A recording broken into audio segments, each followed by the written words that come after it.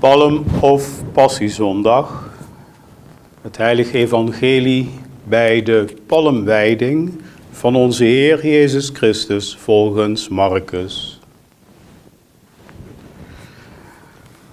Toen Jezus en zijn leerlingen Jeruzalem naderden in de richting van Betfage en Betanië op de Olijfberg, zond hij 2 van zijn leerlingen uit met de opdracht: ga naar het dorp daar voor u, en bij uw binnenkomst is het eerste dat ge zult vinden een veulen dat vastgebonden staat en waarop nog nooit iemand gezeten heeft.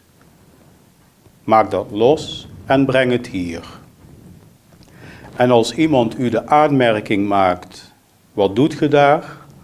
Antwoord dan: de Heer heeft het nodig, maar hij stuurt het spoedig weer hier terug. Ze gingen weg en vonden een veulen vastgebonden aan een deur buiten op straat. Ze maakten het los, maar sommige mensen die daar in de buurt stonden riepen hun toe: wat doet ge daar, om zomaar dat veulen los te maken? Ze antwoordden zoals Jezus het hun gezegd had, en de mensen lieten hen ongemoeid. Ze brachten het veulen bij Jezus, legden er hun mantels overheen en hij ging erop zitten. Velen spreidden hun mantels op de weg uit, anderen groene takken die ze in het veld gehakt hadden. De mensen die hem omstuwden jubelden: Hosanna, gezegend de komende in de naam des Heeren. Geprezen het komende koninkrijk van onze vader David. Hosanna in den hoge. Zo spreekt de Heer.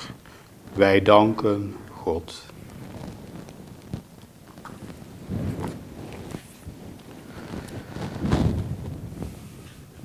Soms is een verhaal zo krachtig, zo sprekend, dat veel extra uitleg en nog extra ingeweven actuele verhaallijnen de kern, het hart van het verhaal niet in het licht plaatsen.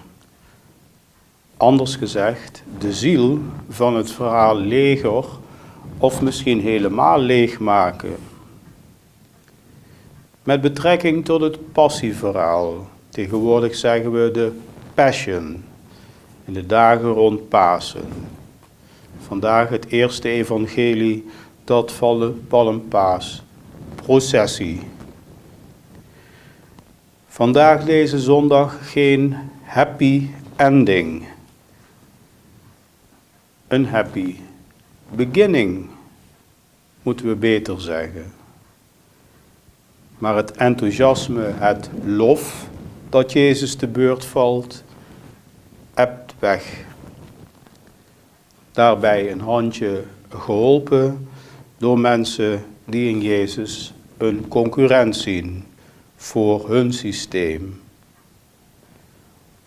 En hem ook niet meer de centrale plaats, of eigenlijk soms helemaal geen plaats meer, in het openbare leven willen geven. Ook hier niks nieuws vandaag onder de zon. En daarbij hoort ook de uit het passieverhaal gekende tragiek, die we ook terug herkennen in de huidige tijd. Ondervraging, verloochening, verraad. Ook in het oerverhaal van de passie. Eieren voor zijn geld kiezen, zouden dan vooruitlopend op het gebeuren van Pasen passend kunnen zeggen. Getuigen van de hoop in Christus, geloof in Jezus, de liefde voor God, dat wordt in onze huidige tijd al als extreem gezien in de tijdgeest.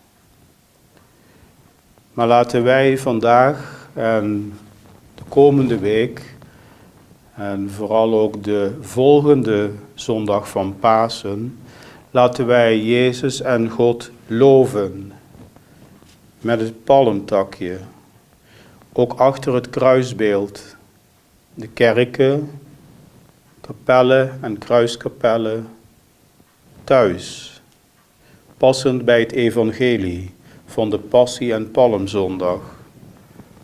En proberen wij Jezus te blijven volgen, de komende week en altijd ook in de weekdagen van het jaar. En dat groene takje vooruit is weer verbonden met de carnaval en de aswoensdag van volgend jaar. Maar ook rond en met de carnaval kunnen mensen soms ook heel jong sterven. En om het tenslotte zomaar eens te zeggen, in een huidige tijd waarin de grote sportwielrenwedstrijden in Vlaanderen en Limburg gewoon rond en op Pasen, op de hoogfeestdagen georganiseerd worden en doorgaan, dan is dat palmtakje tenslotte, takje uit de schepping en Gods natuur, een bijzondere vorm in het kerkjaar van recycling. Amen.